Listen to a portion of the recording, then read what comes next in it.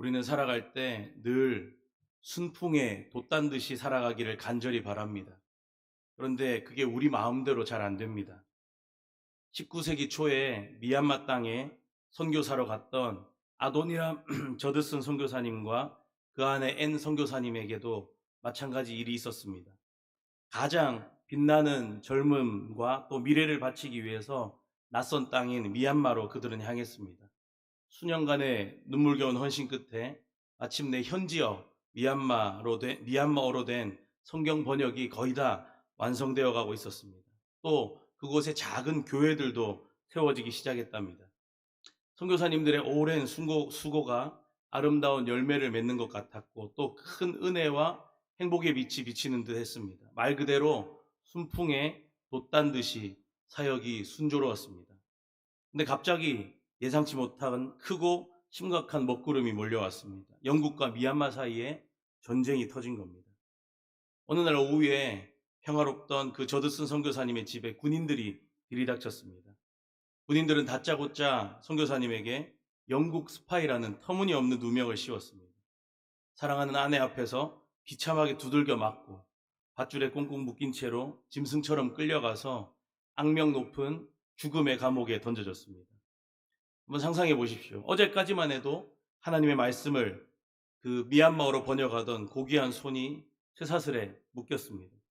존경받던 선교사님이라는 그 신분이 하루아침에 반역죄를 뒤집어 쓴 스파이, 사형수가 되었습니다. 진짜 기가 막힌 상황입니다. 억울함과 배신감, 그리고 말로 다 할 수 없는 두려움이 선교사님과 그 가정을 순식간에 산산조각 내버렸습니다. 모든 것이 무너져 내리는 그 순간에 하늘을 향해서 하나님 도대체 왜 이런 일이 나에게 일어났습니까? 라고 외칠 수밖에 없었을 겁니다.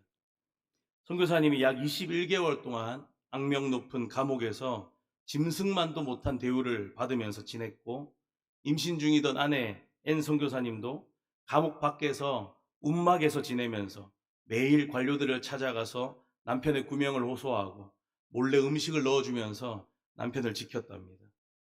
하지만 결국에 남편 옥바라지와 전쟁통에서 고생을 너무 해가지고 아내 선교사님은 열병으로 세상을 떠나고, 감옥 시절에 태어난 딸 마리아는 앤 선교사님 돌아가시고 6개월 만에 영양실조로 죽습니다.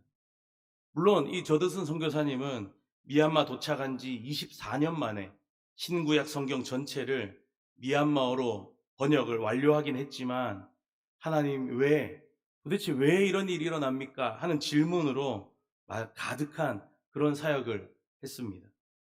오늘 우리가 함께 살펴볼 야곱의 아들들도 또 요셉의 형들도 바로 그랬습니다.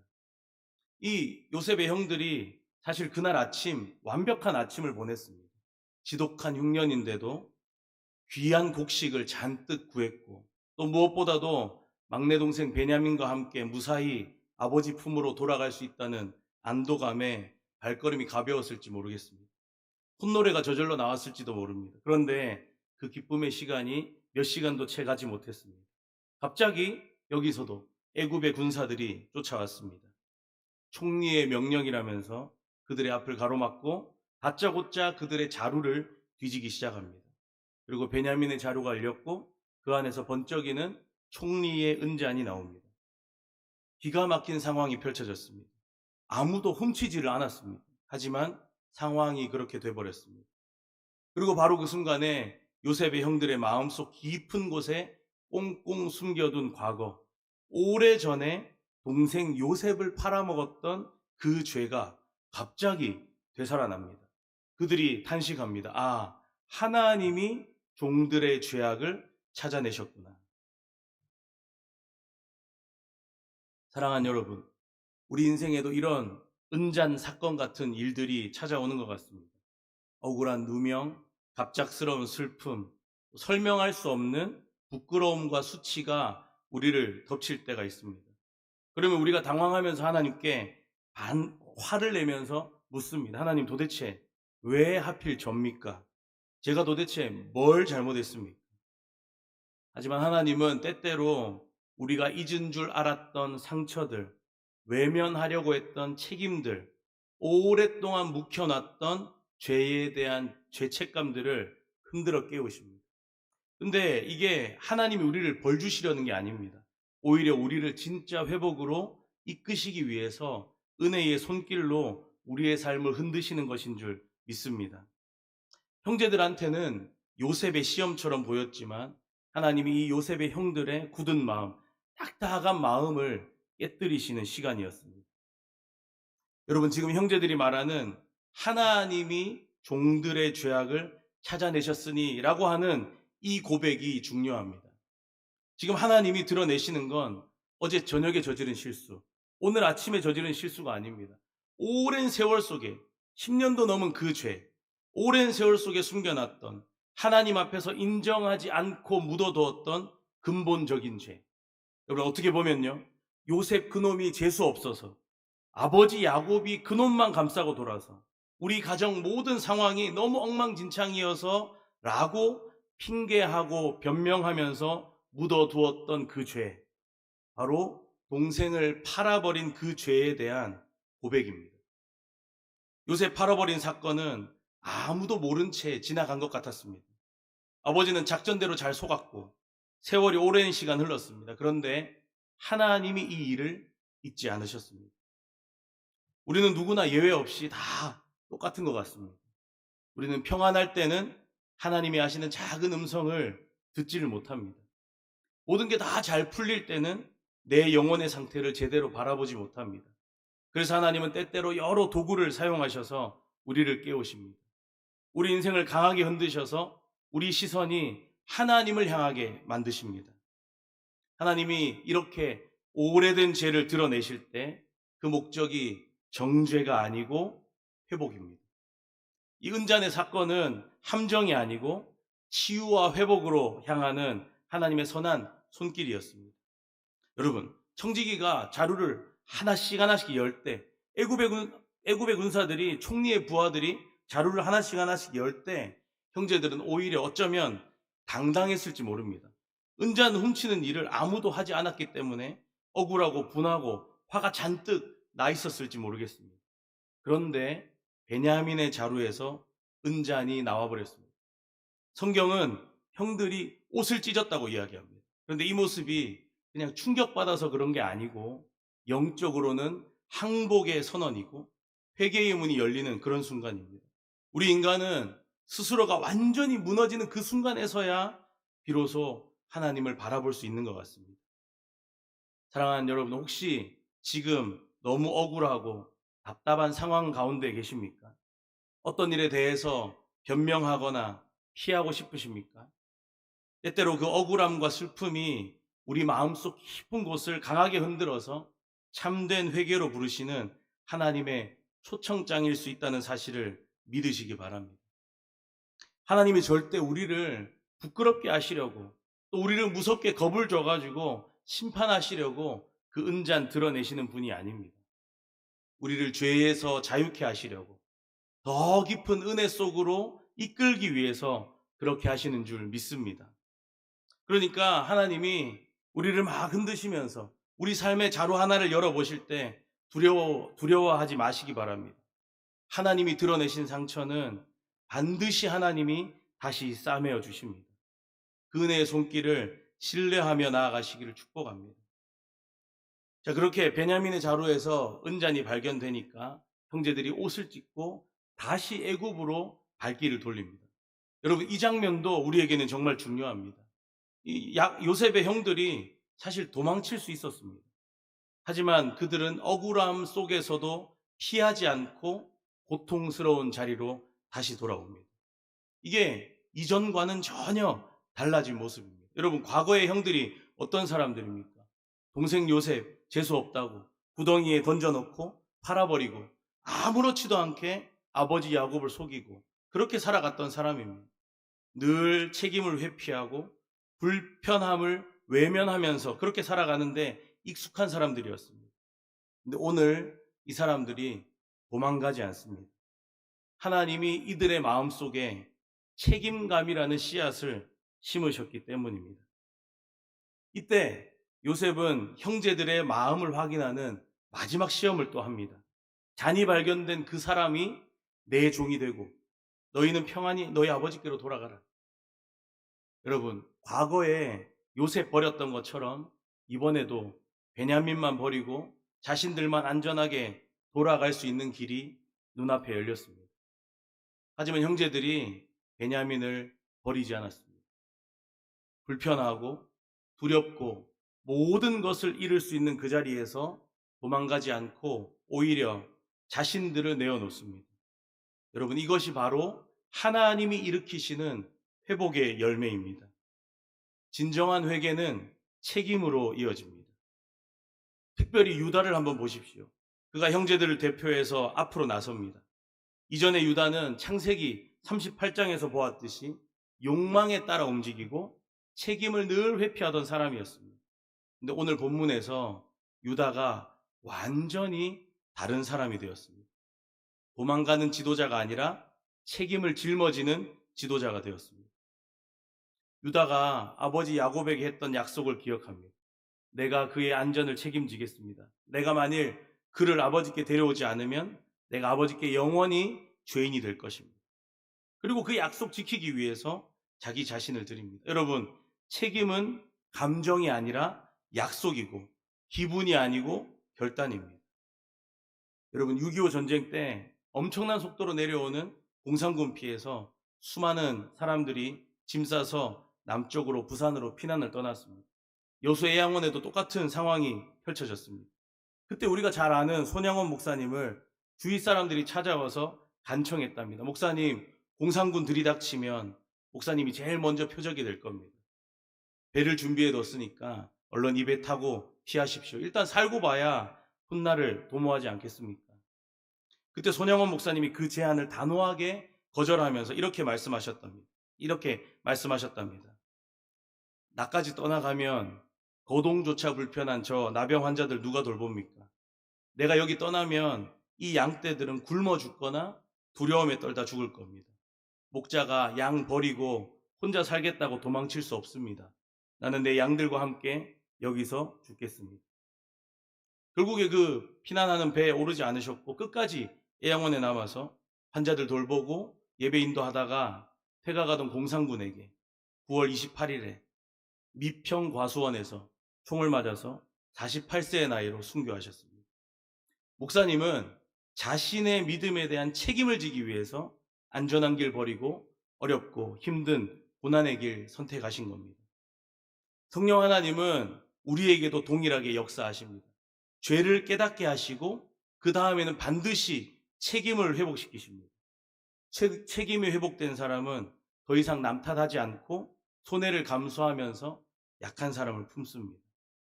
여러분, 하나님이 원하시는 회개는 단순하게 하나님 잘못했습니다 하고 입술로만 고백하는 그 수준을 넘어서서 책임을 회복하는 자리까지 나아가는 것인 줄 믿습니다. 여러분, 하나님이 죄를 드러내시고 그 다음에 책임을 회복시키시고 그 다음에 일어나는 기적은 바로 사랑의 회복입니다. 제가 언양교회 화장실에 변기에 앉아서 앞에 문에 붙인 스티커를 보니까 언양교회는 화장실에 붙은 문구도 성경적이라는 걸 깨달았습니다. 뭐라고 되는지 아세요 혹시? 휴지에 예쁘게 싸서 버리시고 회개 버리시고 다음 사람에 대한 배려, 책임, 배려이고 사랑입니다. 이 문구, 화장실에 붙은 문구도 성경적입니다. 하나님이 죄를 드러내시고 책임을 회복시키시고 그 다음에 사랑을 회복시키십니다. 여러분, 과거의 형제들은 잔인하고 차가웠습니다.